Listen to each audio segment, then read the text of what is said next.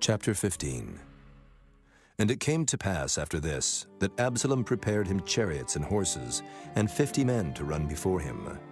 And Absalom rose up early, and stood beside the way of the gate. And it was so, that when any man that had a controversy came to the king for judgment, then Absalom called unto him, and said, Of what city art thou? And he said, Thy servant is of one of the tribes of Israel. And Absalom said unto him, See, thy matters are good and right, but there is no man deputed of the king to hear thee. Absalom said moreover, Oh, that I were made judge in the land, that every man which hath any suit or cause might come unto me, and I would do him justice.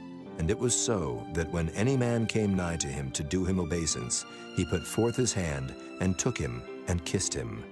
And on this manner did Absalom to all Israel that came to the king for judgment. So Absalom stole the hearts of the men of Israel. And it came to pass after 40 years, that Absalom said unto the king, I pray thee, let me go and pay my vow, which I have vowed unto the Lord in Hebron.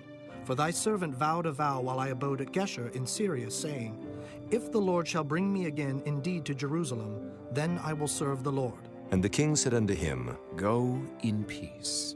So he arose and went to Hebron.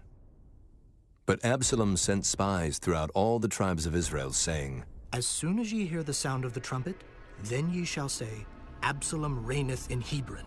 And with Absalom went 200 men out of Jerusalem that were called, and they went in their simplicity, and they knew not anything. And Absalom sent for Ahithophel the Gilonite, David's counselor, from his city, even from Gilo, while he offered sacrifices. And the conspiracy was strong, for the people increased continually with Absalom. And there came a messenger to David, saying, The hearts of the men of Israel are after Absalom. And David said unto all his servants that were with him at Jerusalem, Arise, and let us flee, for we shall not else escape from Absalom. Make speed to depart, lest he overtake us suddenly, and bring evil upon us, and smite the city with the edge of the sword. And the king's servants said unto the king, Behold, thy servants are ready to do whatsoever my lord the king shall appoint. And the king went forth, and all his household after him. And the king left 10 women, which were concubines, to keep the house. And the king went forth, and all the people after him, and tarried in a place that was far off. And all his servants passed on beside him.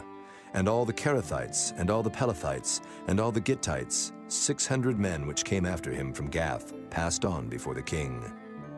Then said the king to Ittai the Gittite, Wherefore goest thou also with us? Return to thy place, and abide with the king, for thou art a stranger, and also in exile. Whereas thou camest but yesterday, should I this day make thee go up and down with us? Seeing I go whither I may, return thou, and take back thy brethren. Mercy and truth be with thee. And Ittai answered the king and said, As the Lord liveth, and as my lord the king liveth, surely in what place my lord the king shall be, whether in death or life, even there also will thy servant be. And David said to Ittai, Go and pass over. And Ittai the Gittite passed over, and all his men, and all the little ones that were with him. And all the country wept with a loud voice, and all the people passed over.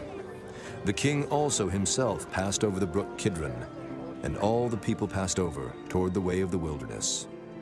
And lo, Zadok also, and all the Levites were with him, bearing the ark of the covenant of God. And they set down the ark of God, and Abiathar went up, until all the people had done passing out of the city.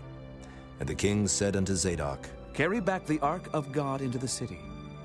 If I shall find favor in the eyes of the Lord, he will bring me again, and show me both it and his habitation. But if he thus say, I have no delight in thee, behold, here am I. Let him do to me as seemeth good unto him. The king said also unto Zadok the priest, Art not thou a seer? Return into the city in peace, and your 2 sons with you, Ahimaaz thy son, and Jonathan the son of Abiathar. See, I will tarry in the plain of the wilderness, until there come word from you to certify me. Zadok therefore and Abiathar carried the ark of God again to Jerusalem, and they tarried there. And David went up by the ascent of Mount Olivet, and wept as he went up, and had his head covered, and he went barefoot. And all the people that was with him covered every man his head, and they went up, weeping as they went up. And one told David, saying, Ahithophel is among the conspirators with Absalom. And David said, O Lord, I pray thee, turn the counsel of Ahithophel into foolishness. And it came to pass that when David was come to the top of the mount where he worshipped God, behold, Hushai the Archite came to meet him with his coat rent and earth upon his head. Unto whom David said, If thou passest on with me, then thou shalt be a burden unto me. But if thou return to the city and say unto Absalom, I will be thy servant, O king, as I have been thy father's servant hitherto, so will I now also be thy servant. Then mayest thou for me defeat the counsel of Ahithophel. And hast thou not there with thee Zadok and Abiathar, the priests? Therefore it shall be, that what things soever thou shalt hear out of the king's house, thou shalt tell it to Zadok and Abiathar the priests. Behold, they have there with them their 2 sons, Ahimaaz, Zadok's son, and Jonathan, Abiathar's son. And by them ye shall send unto me everything that ye can hear. So Hushai, David's friend, came into the city, and Absalom came into Jerusalem.